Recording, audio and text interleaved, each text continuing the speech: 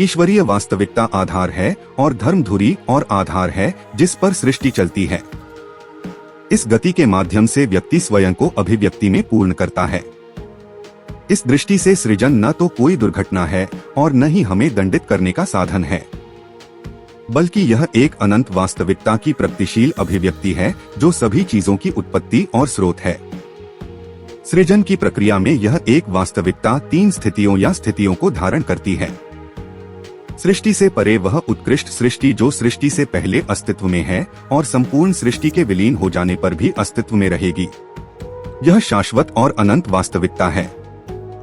इसके बाद यह वास्तविकता अपने आप में एक प्रकार के वस्तुनिष्ठीकरण के रूप में दुनिया की कई प्रणालियों और उनके संबंधित स्थान और समय सातत्य को कारण और प्रभाव, कानून और स्वतंत्रता और सभी ध्रुवों और द्वंद्वों और बहुलता के अंतर संबंध को बुनती हुई सामने आती है।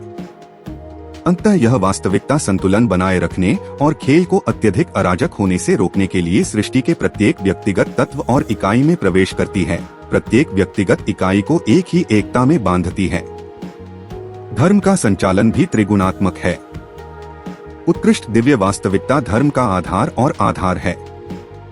ब्रह्मांड में धर्म ब्रह्मांडीय कानून को व्यवस्थित करके संचालित होता है, जिसके संरक्षक कई ब्रह्मांडीय शक्तियां हैं, जिनमें से प्रत्येक का अपना डोमेन और प्रभाव है।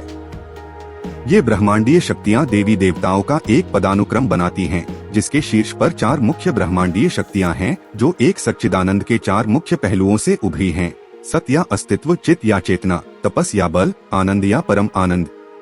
भारतीय आध्यात्मिक विचारधारा ने उन्हें संस्कृत में नाम दिए हैं जो कार्यों को दर्शाते हैं। ये ब्रह्मा, विष्णु, शिव और कृष्ण हैं। इनके अनुरूप 4 मूल स्त्री शक्तियां देवियां या देवी हैं। नाम परंपरा और समय के साथ बदलते रहते हैं, लेकिन चतुर्मुखी पहलू बना रहता है।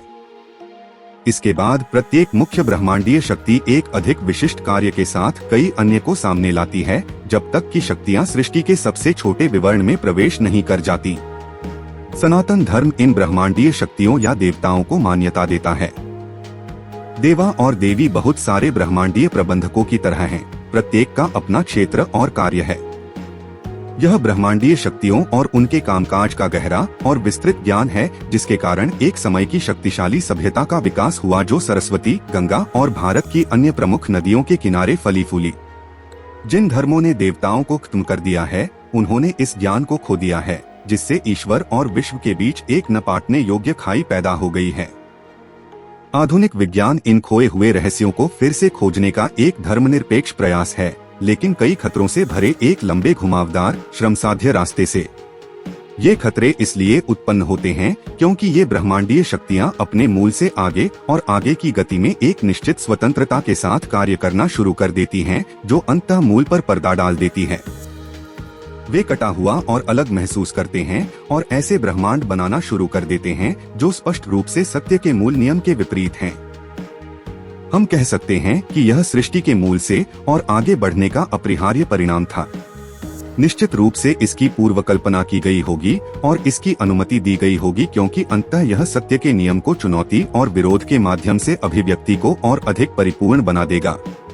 कानून का विरोध करने वाली अव्यवस्था, विघटन, अराजकता और भ्रम की एजेंट ये ताकतें असुर, टाइटन्स या अंधेरे और झूठ की ताकतें हैं। भौतिक तल पर वास्तविक अभिव्यक्ति अंतिम परिणाम है, देवताओं और असुरों के बीच संघर्ष का परिणाम है जो भौतिक ब्रह्मांड के पर्दे के पीछे काम कर रहा है।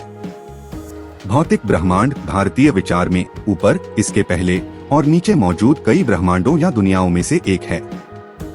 ये संसार विशिष्ट प्राणियों से भरे हुए हैं, जिनका वर्णन हम भारतीय धर्म ग्रंथों में देखते हैं।